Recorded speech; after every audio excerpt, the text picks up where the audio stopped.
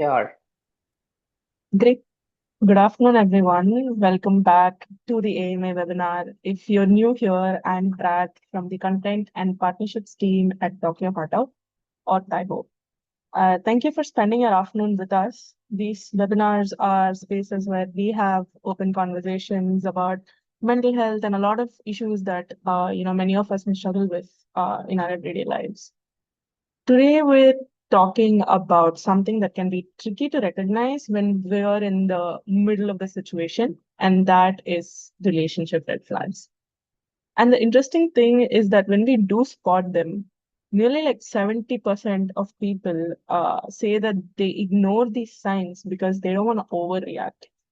So that's exactly why we thought it was important to explore this topic today, not only to understand unhealthy relationship patterns, but also to learn how to respond and heal from them.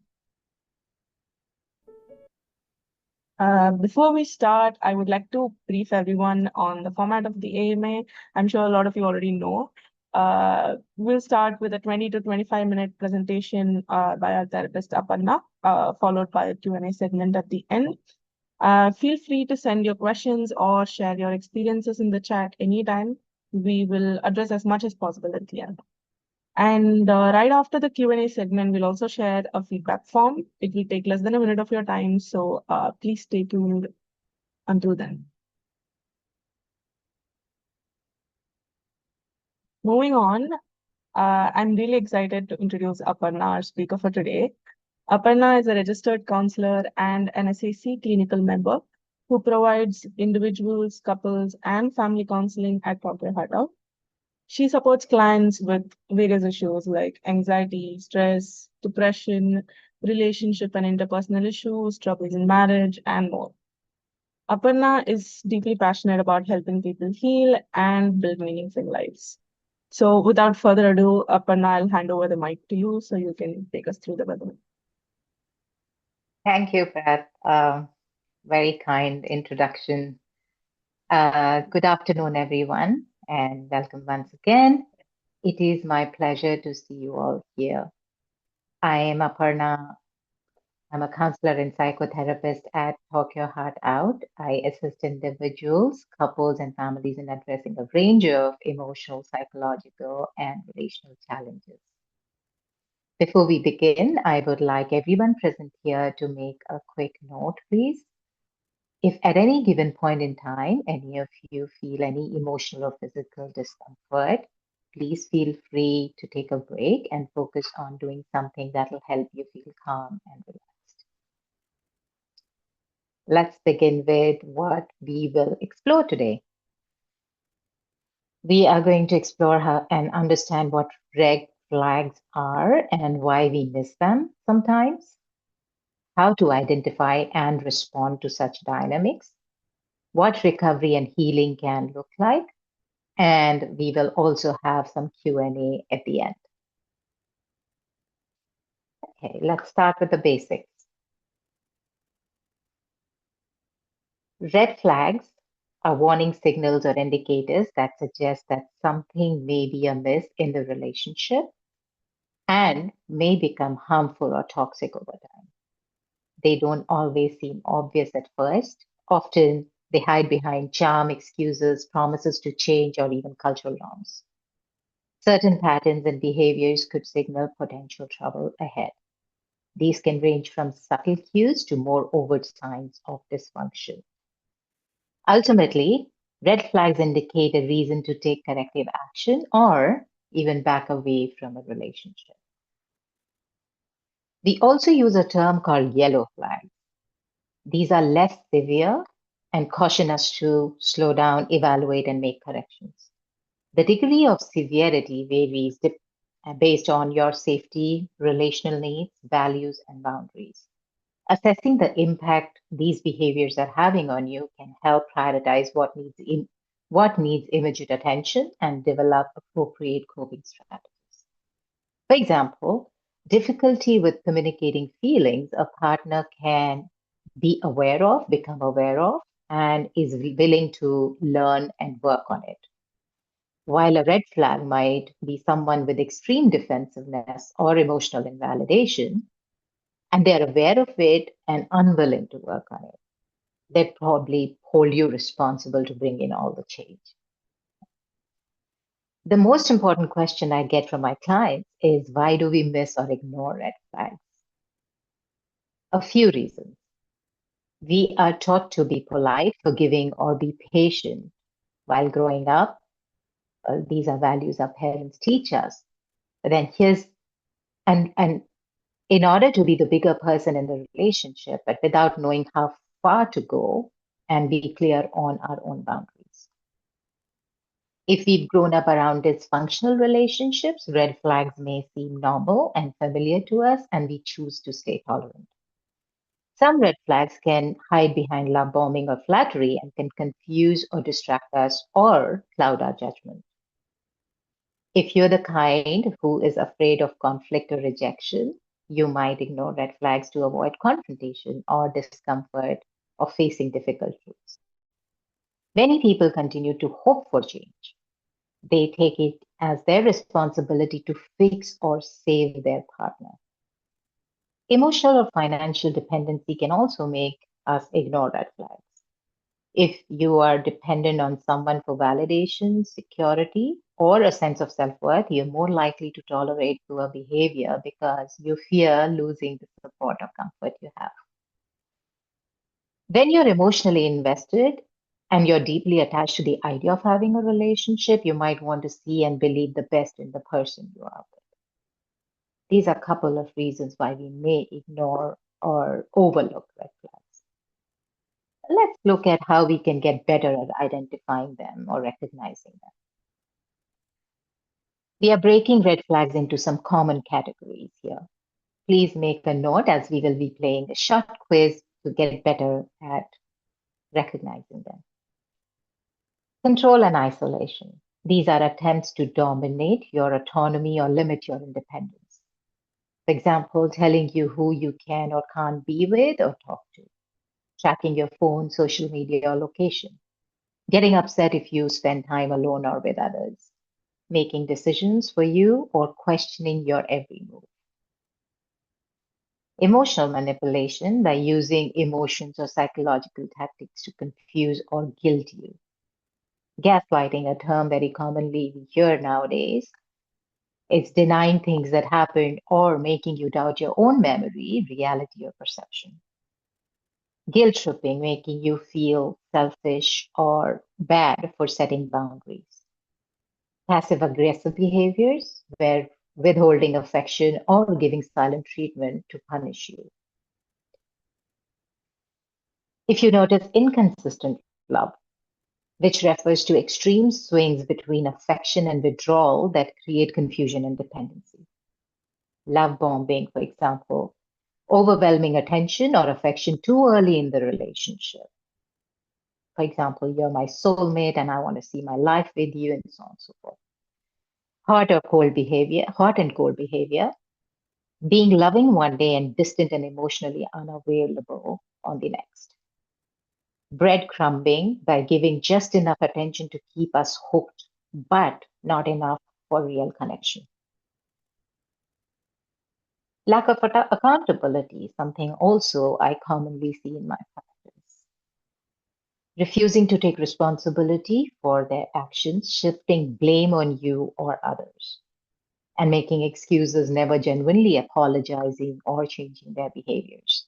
Deflecting or minimizing your feelings when confronted, saying, for example, you're too sensitive. Boundary violation, pushing your limits, ignoring or disrespecting your emotional, physical, or digital boundaries by repeatedly doing things you've said you're uncomfortable with, pressuring you into intimacy or choices you don't want to make, reading your messages, or invading your privacy.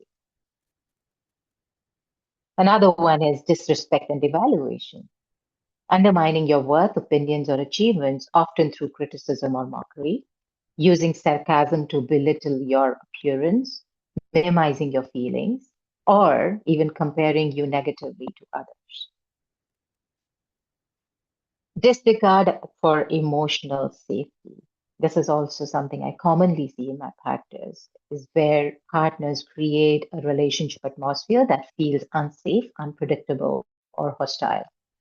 Yelling, threatening, intimidating you during arguments, using emotional outbursts that feel like you're walking on eggshells. So you refrain from bringing up any discomfort, punishing you for expressing your feelings.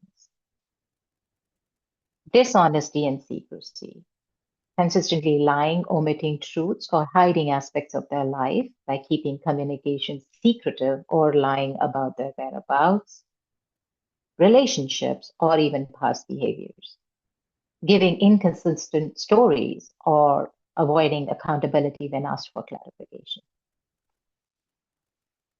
And lastly, exploitation or one sided effort, taking advantage of your kindness, time, or resources without reciprocity, expecting you to handle all the emotional labor or problem solving for the entire relationship, borrowing money, favors, or support without returning it, only being affectionate or attentive when they need something from you. So that's also a kind of emotional manipulation. Now, with that, I'm going to read a few quick scenarios here. Please make a note if you identify any red flag. I invite you to participate without any fear or judgment. There is no right or wrong answer. This is a non judgmental space. Please relax and allow yourself to be open and participate. Okay, let's go with the first scenario here. They constantly text you to see where you are and get upset when you don't reply within minutes. I'll slide back to the previous one just so that everyone can refer to the categories. Right.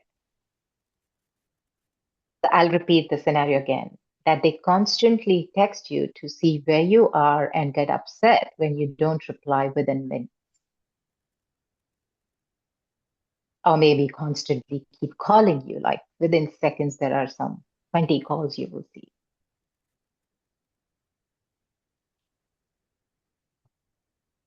We have Cheryl here who has identified the red flag. Yeah, oh, thank you. Excellent. Yes, absolutely. It is a form of control.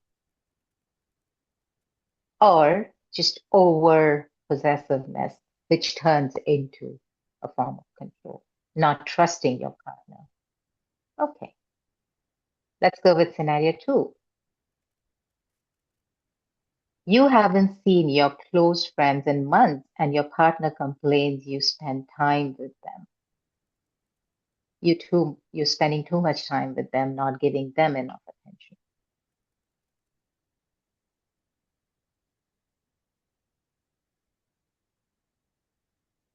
So your partner says, "Oh, you just saw them," or "Why is it so important to meet them? We were to go out for dinner. Why are you seeing them? They're not even nice to you," and so on and so forth. So what are they really trying to do here?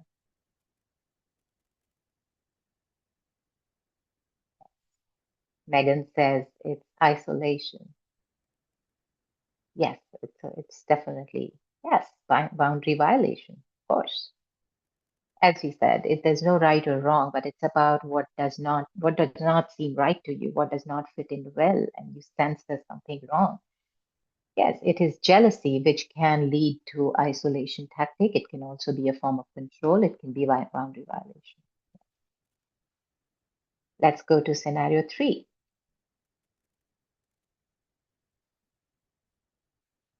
At the beginning of your relationship, your partner showers love with grand gestures, constant texts, frequent "I love yous," and over the top affection, making you feel very special. After the initial phase, the intensity drops drastically and the partner begins to withdraw, demand space, and stops to pay attention to the needs of the relationship. So at first, it's a lot of affection, a lot of attention, a lot of I love yous and, dates and stuff like that. And then later on, gradually, it leads to wanting more space and wanting to distance,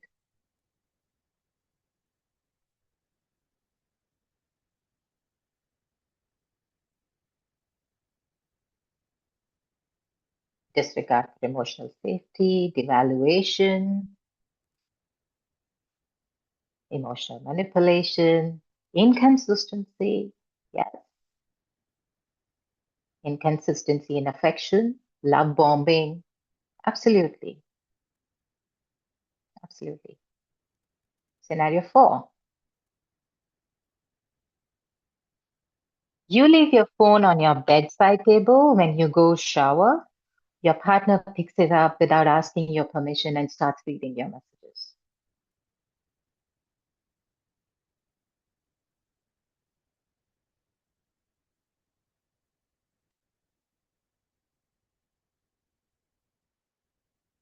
Disrespect, boundary violation. Yes. What kind of boundary violation? What boundary is this partner violating here? Yes, absolutely. Privacy. You have a right to privacy. It's not like you're really hiding anything, but you have a right to privacy. You need your partner to respect your privacy and boundary, of course. So thank you for the participation. Scenario 5. You feel nervous bringing up things that bother you because your partner tends to react with anger or guilt tripping. They say you're too sensitive whenever you express your hurt. What do we see here?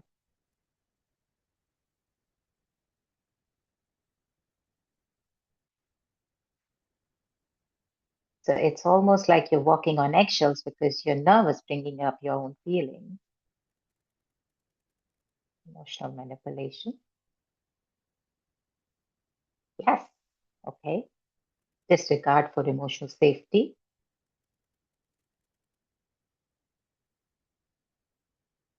Probably lack of accountability, putting it on you. Absolutely. Scenario 6.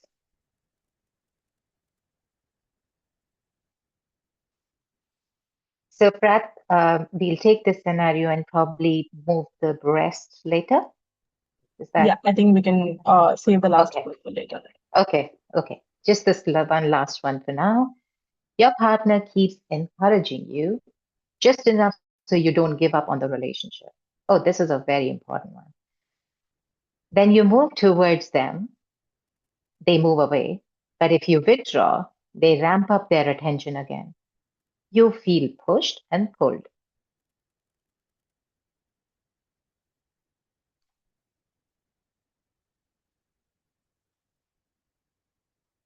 Participants, what do we see here? What do you sense here is going on? They keep encouraging you just enough so you don't give up. Push and pull. It's love sometimes, it's attention sometimes, on the rest it is withdrawal.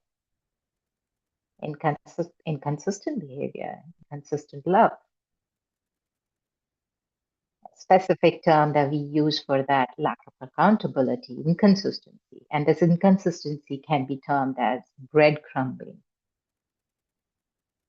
Just throwing enough breadcrumbs and then withdrawing and then throwing enough and then withdrawing again. And this can be so confusing and can keep us stuck in that cycle. Okay. Exploitation. Sure. Okay. Let's now move to here. How do we respond to this now that we're getting better at recognizing them and identifying them? How do we, once we do, and now how do we respond to them? So here are some key strategies that we can use to respond depending on the context in which these red flags are showing up in your relationship. At first, listen to your instincts. Our brain is wired to ping us when something feels off. Don't ignore or justify it. Notice, observe, and name the red flag. Don't ignore discomfort or rationalize unsettling behavior saying, oh, maybe it's my fault. Or maybe they are stressed and hence they are yelling at me, and so on and so forth.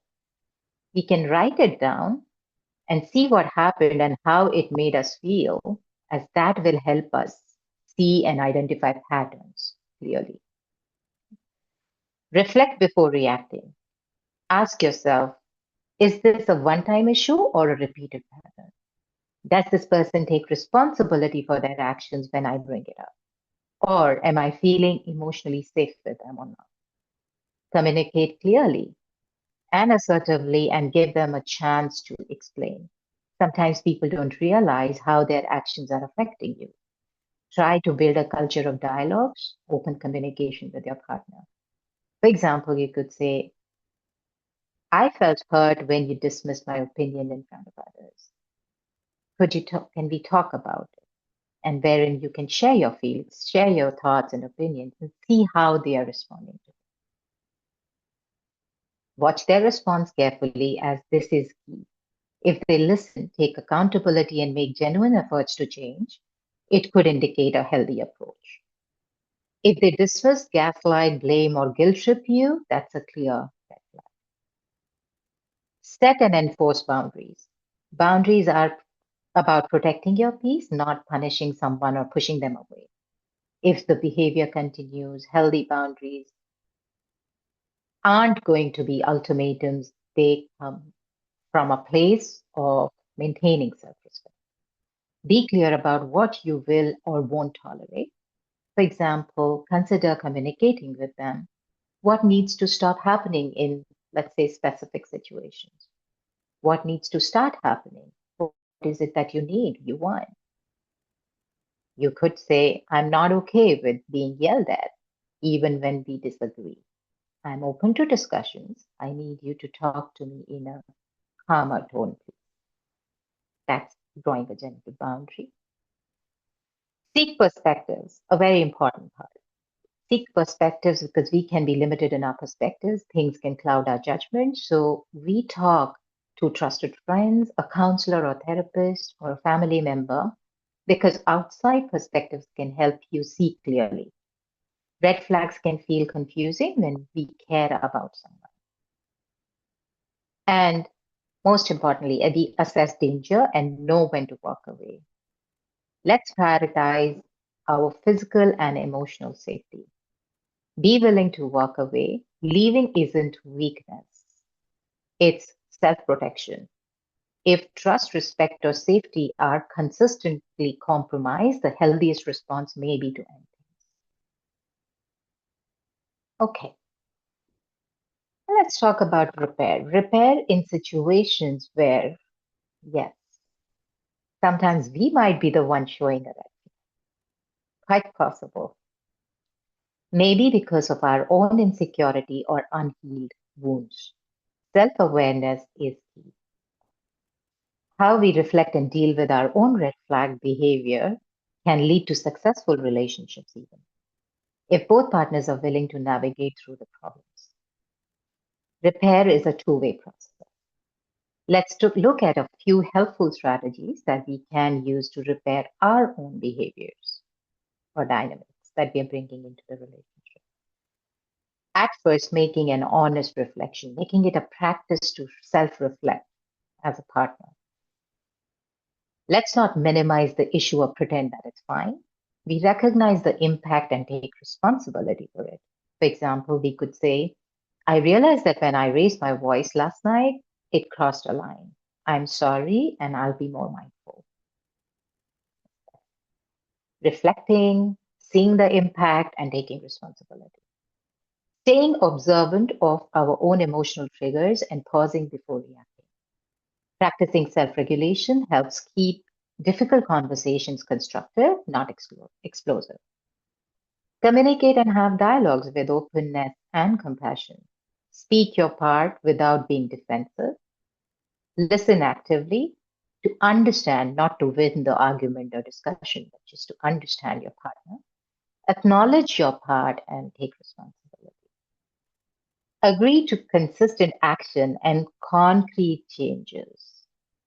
This is also something that I see very, very often in my practice is that it is easier for people to recognize the impact. It's easier for them to apologize, but it's very difficult for them to change, convert it into actionable change. Yes. So we rebuild trust gradually. Repair isn't just an apology, it's actionable behavioral change. Both partners should feel clear on what needs to change and how to measure progress. For example, setting boundaries about tone or privacy, committing to therapy or personal growth work, or even couples therapy, which can provide structure if both are willing to grow together.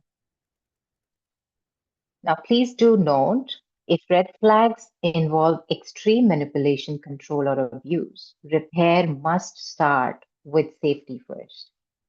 Please ensure your safety before any healing can occur. The big question, stay or leave? It's never an easy choice to make.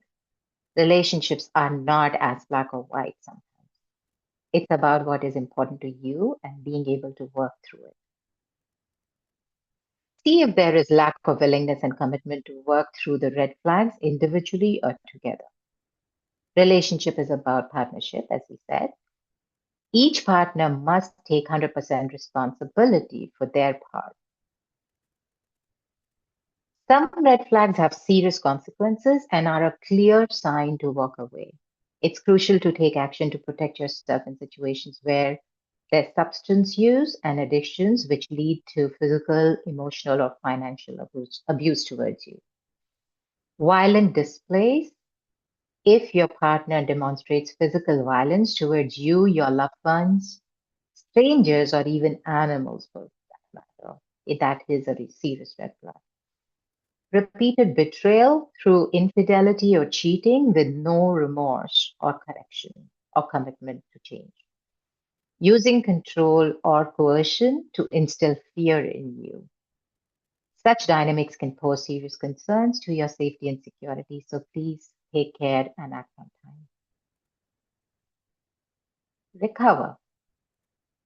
Whether we choose to stay or to leave, recovery can be a part of it.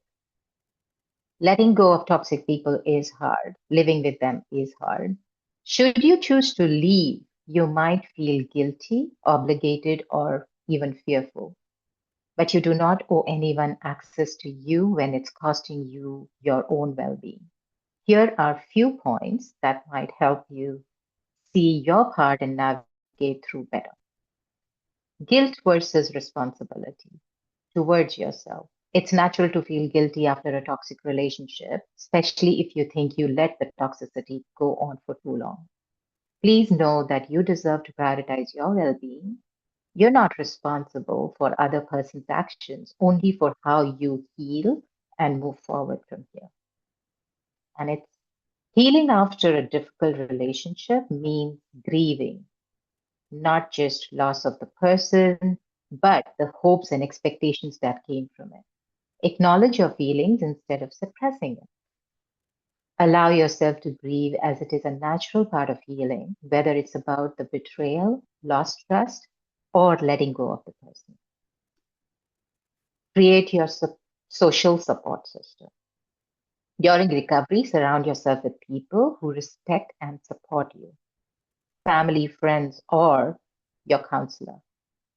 A strong support system keeps you grounded, seen, and reminds you that you are not alone. When a relationship damages your confidence or trust in yourself, it's easy to lose your sense of worth. Regain your sense of self worth, safety, and clarity by taking time to reconnect with who you are outside of the relationship through self care, mindfulness, and compassion. Use what you've learned to build healthier future relationships. Know how to set boundaries, communicate clearly, and recognize red flags early. Knowing your needs, honoring your limits, and understanding what you want is key to creating balanced, fulfilling connections. And of course, if you would like to explore more on this topic or seek support, I invite you to please reach out to me. I would love to help and guide. Do stay tuned till the end. We will be sharing a QR code with my profile and how to reach me. We are going to be wrapping up here. Thank you all for your patient and curious listening. Remember, red flags don't mean you or your partner failed. They are opportunities to pause, reflect, and choose better. Now I'd like to open the floor for your questions. Drop them in the chat or raise your hand. You're welcome. Thank you so much for the presentation, Aparna.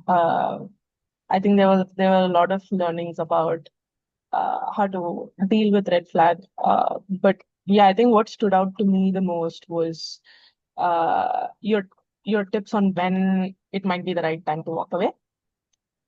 Yeah, and hopefully it's helped everyone as well.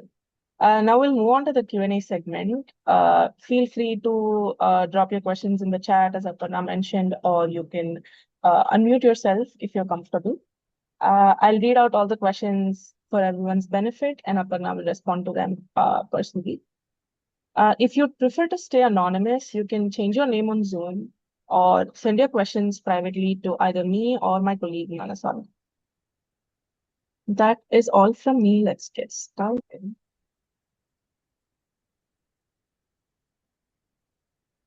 We already have one question. This is an anonymous question. I'll read it out. Yes, please.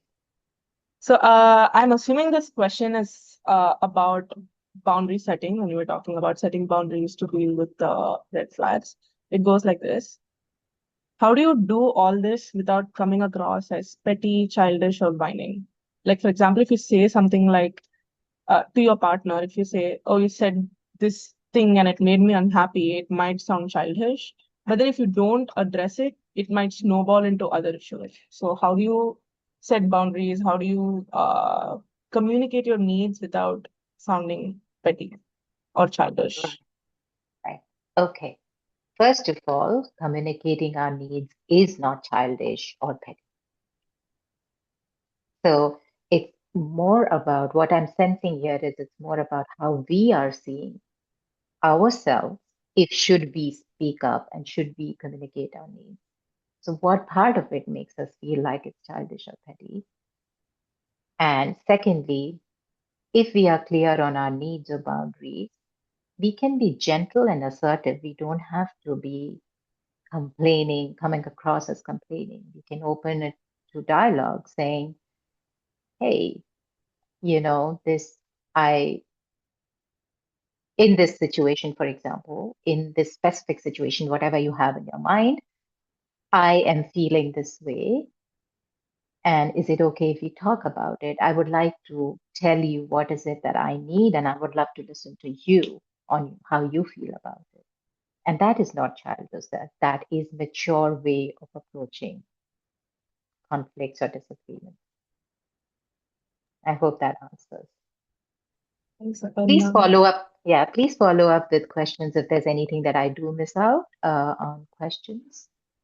Yeah, I think you can share more context as well if you need more, specific ideas on it. You can also unmute and follow up with Aparna. Meanwhile, we have another question. This is also an anonymous one. This person's asking what are some ways to deal with emotional infidelity. So they've also mentioned that when their partner feels remorse, they're willing to stay in the relationship. But then how do you deal with the situation if you're willing to stay and if there's remorse from the partner? Okay.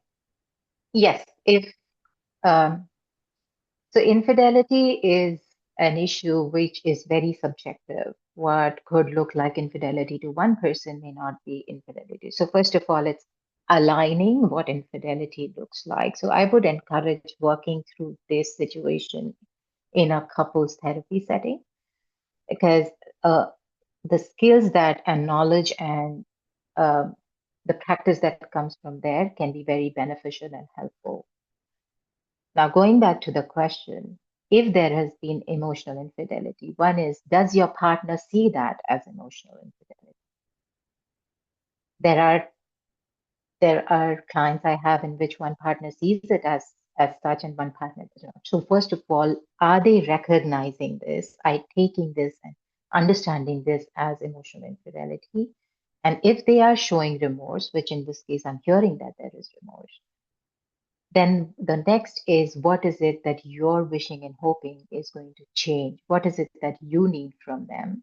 Laying it out, and then it is and communicating it in a assertive, positive manner, and then for them to reassure you, for them to validate you, for them to even acknowledge the impact that it's had on you, and then finally to move on to actionable change.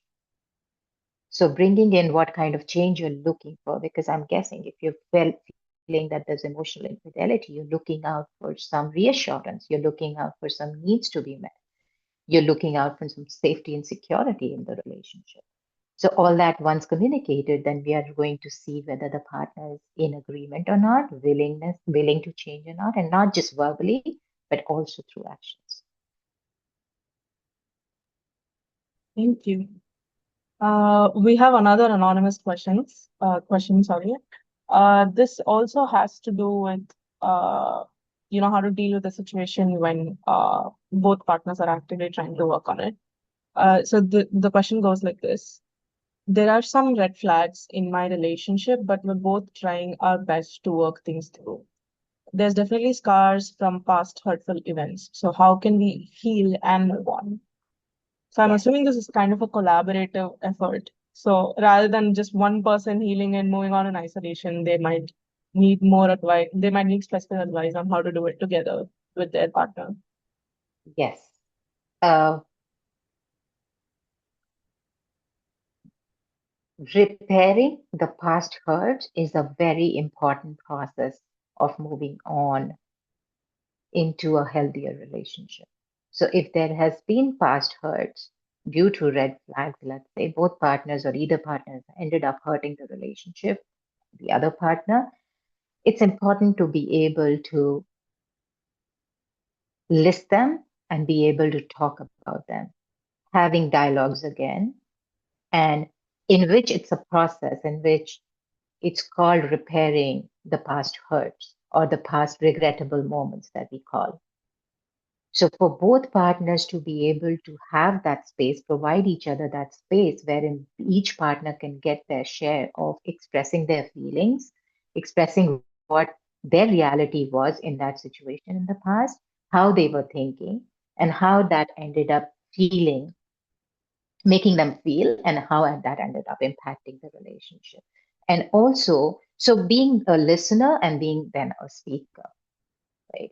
So to give each other a chance to speak your position, your reality, and the other person listens patiently to understand, not to win or to impose their agenda, which patiently listens, validates, and reassures. So that's a process of repair that we often do in therapy as well. It's a whole stage that we go through once we so it we often say that we cannot polish or wax a dirty floor. It's like that. It's unless those past hurts have been addressed, they will continue to brew over a period of time, creating gaps. And that those gaps can only become bigger and create disconnection or disengagement. So if before that happens, let's repair. Let's come in, provide that emotional safe space to talk about it and share feelings. Thank you. We have another one. I've been receiving a couple of anonymous questions Okay. from the participants. So this one goes like this. How do you manage expectations without seeming extremely assertive or controlling when trust was broken? Okay. Could I request you to repeat the question, please, Brad? Yeah, sure. How do you manage expectations without seeming extremely assertive or controlling when trust was previously broken?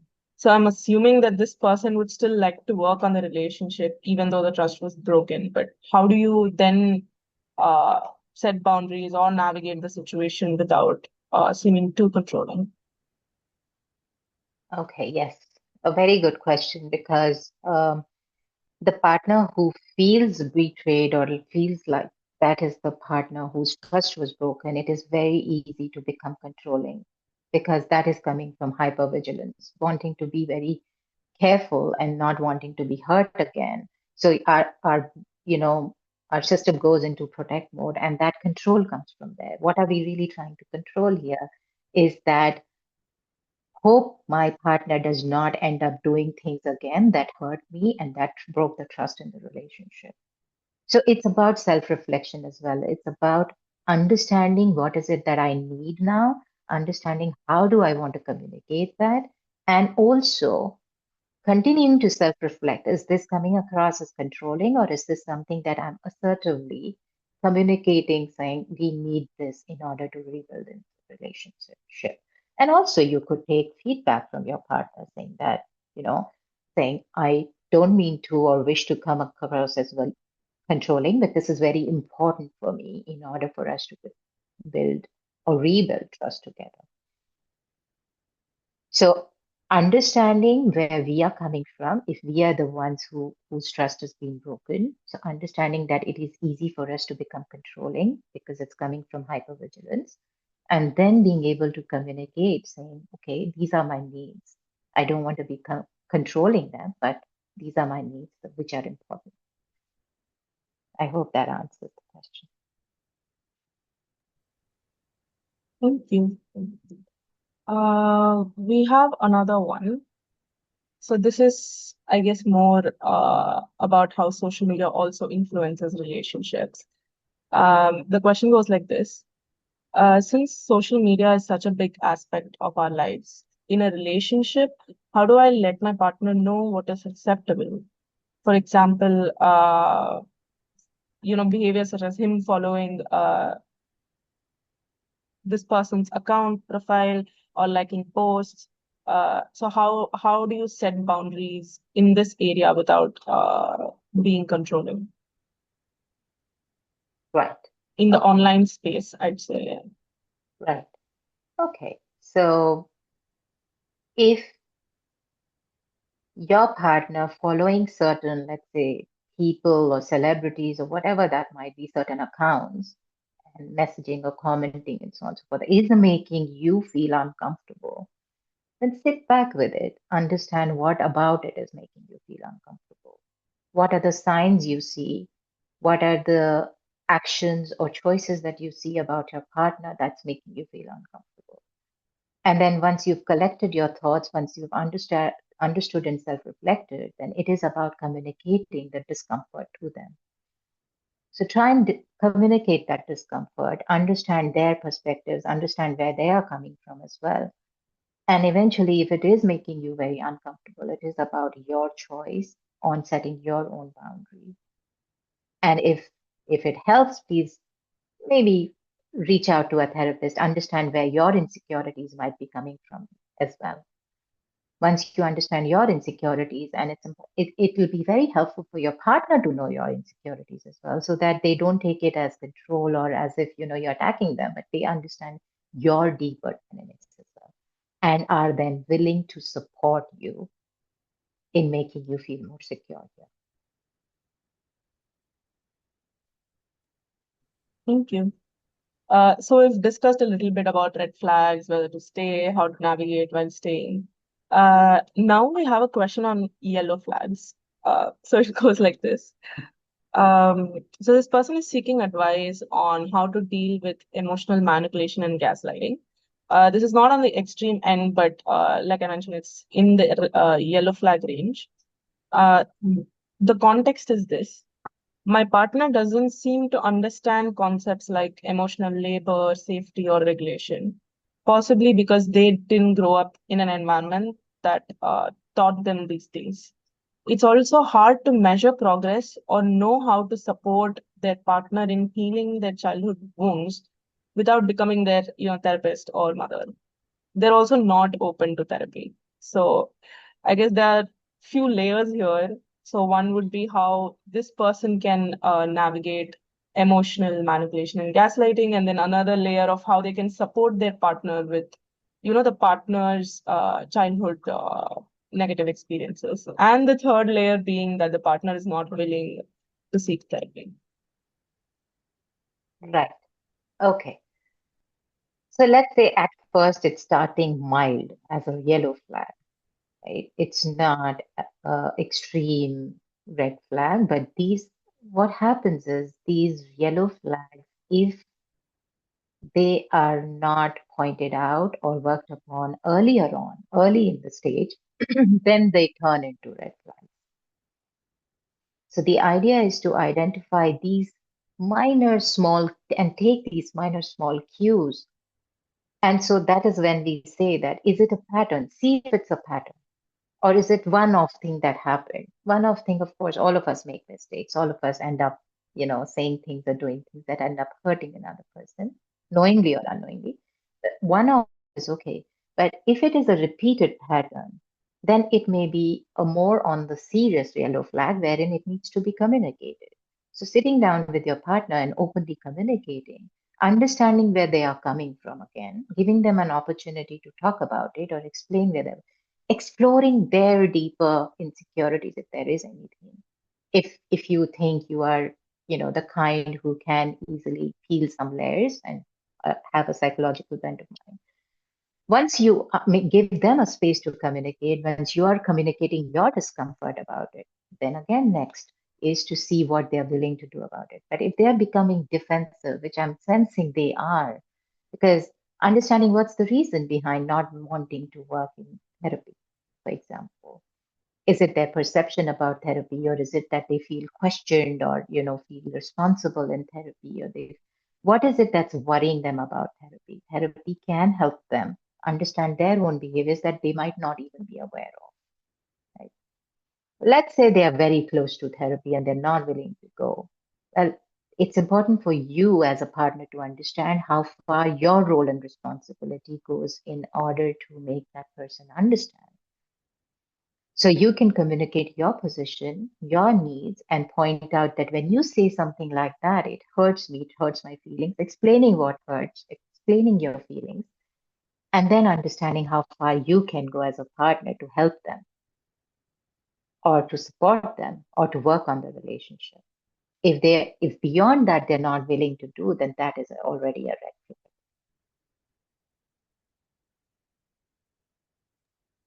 Thank you, Aparna. So the next one is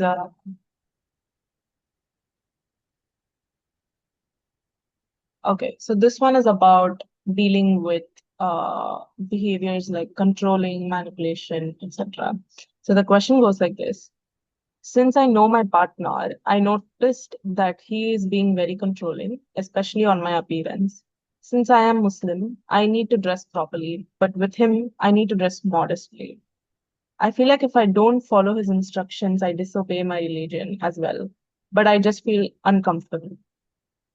And after he advised me on my appearance, he will sulk because he said he's not someone good. So I guess this is also a bit of a tricky situation because how do you deal with a partner who's uh, advising you to dress in a way that you don't want to dress? So it's what do you advise on this? Right. Um, this is so is what I'm hearing here is that the partner is using religion as a form of control, or It's more like they feel uncomfortable if they don't follow their instructions. I am understanding that it also makes them feel like they're disobeying their religion. So it's like a two-layered thing. If you'd like to okay. give or clarify the context, please feel free to mute yourself because we hope we're getting it right.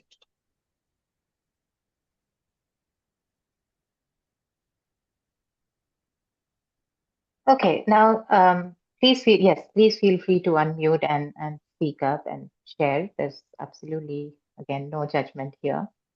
The idea is to learn from each other.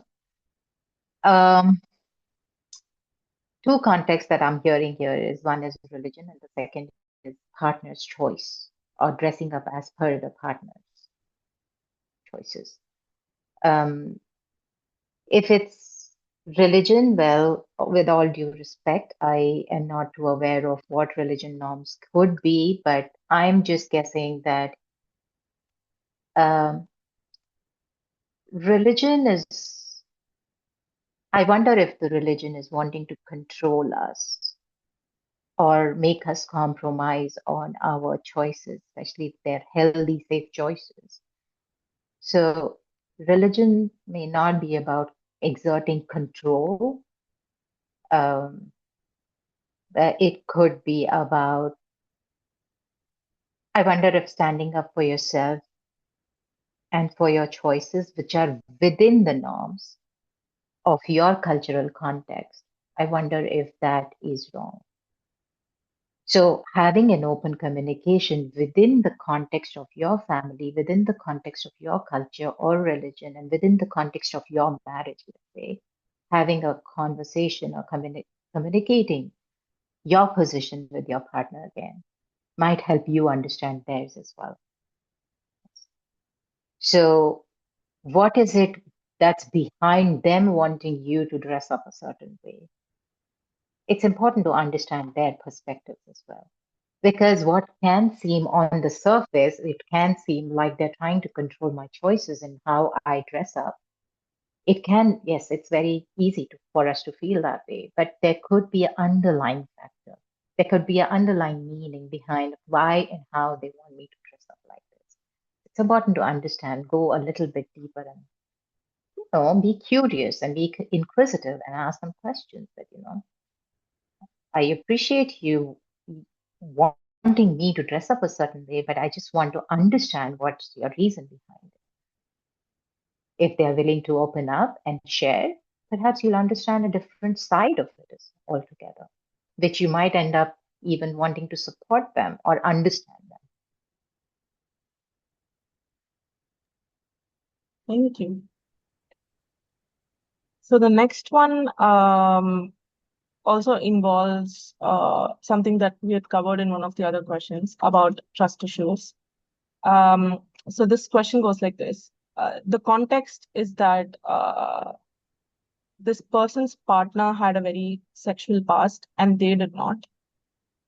So when they initially started dating, uh, the participant asked their partner to tell them the complete truth on their history and experiences. So the participant wanted their partner's truth about, their sexual past. But then whatever the partner was saying was not really adding up at one point.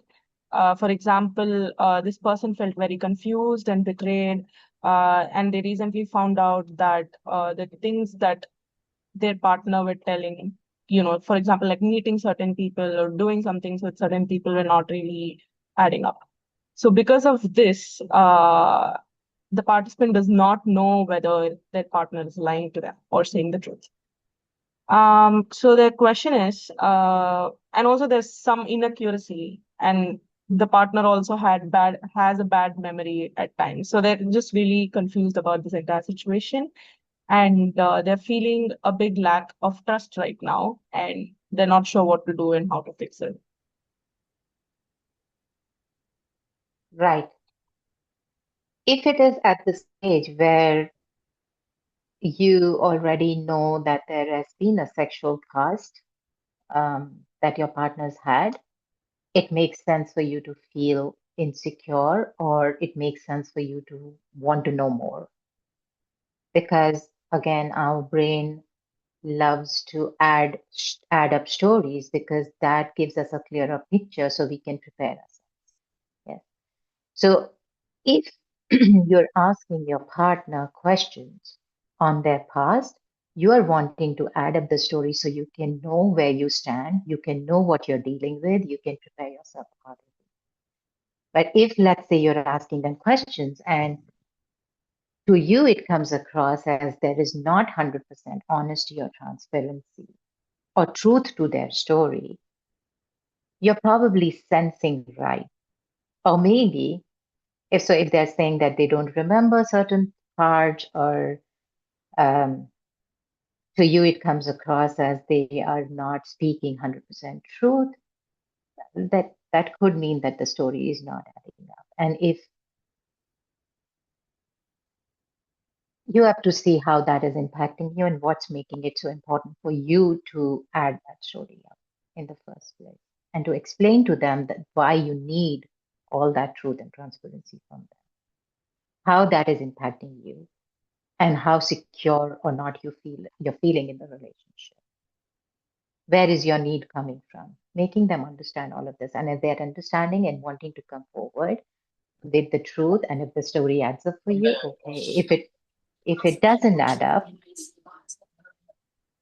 if it doesn't add up, then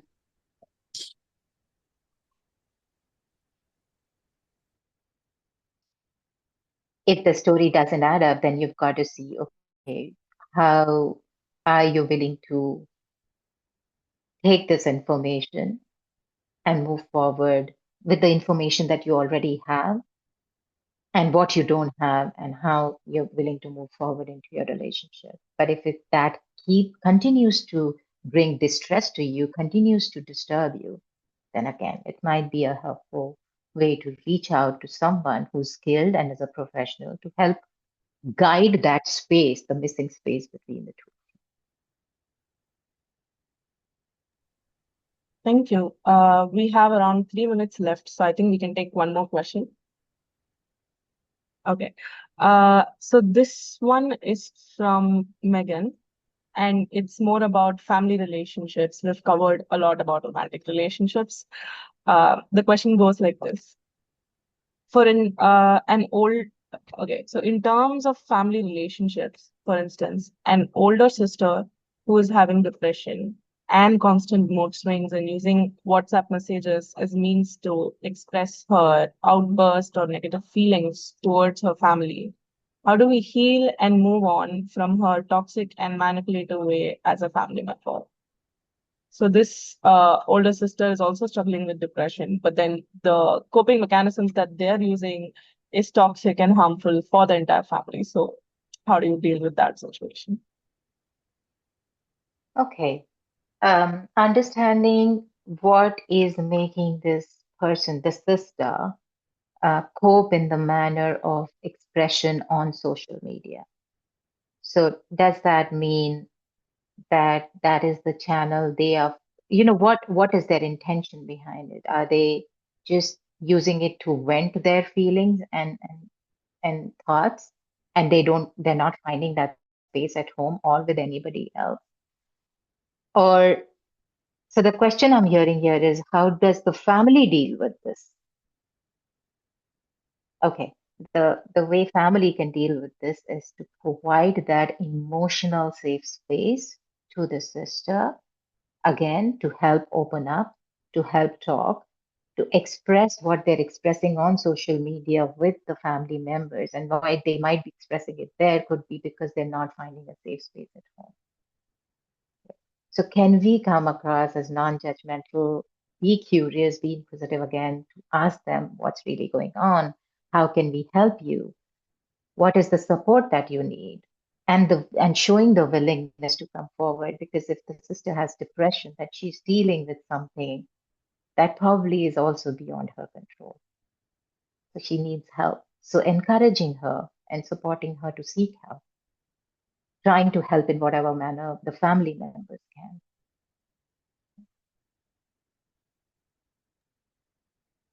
Thank you so much. I think we only have 1 minute left, so we can wrap up the AMA webinar. Let me quickly share my screen. Please stay tuned for just a minute or two. We have a couple of slides.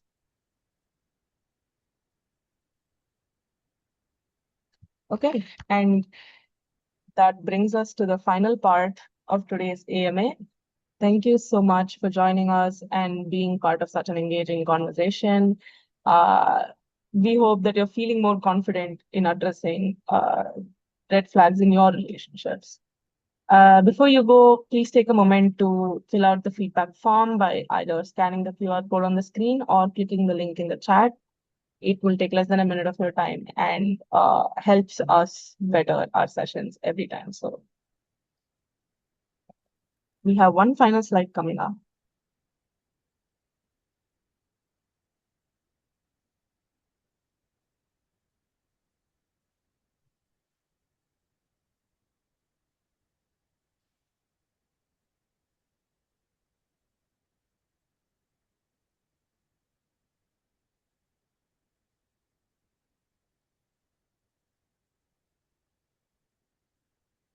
And finally, if today's topic struck a chord with you and if you would like to explore it on a deeper level, you can book a one-on-one talk therapy session with Aparna through Talk Your Heart Out. As usual, you can scan the QR code on the screen or click the link in the chat to visit her page. Thank you again for joining us today. It's been lovely having all of you here. We'll be sharing updates on upcoming AMAs on our websites and also through your inboxes. So please keep a lookout for those. We'll keep we'll keep you in the loop and hope to see you again soon.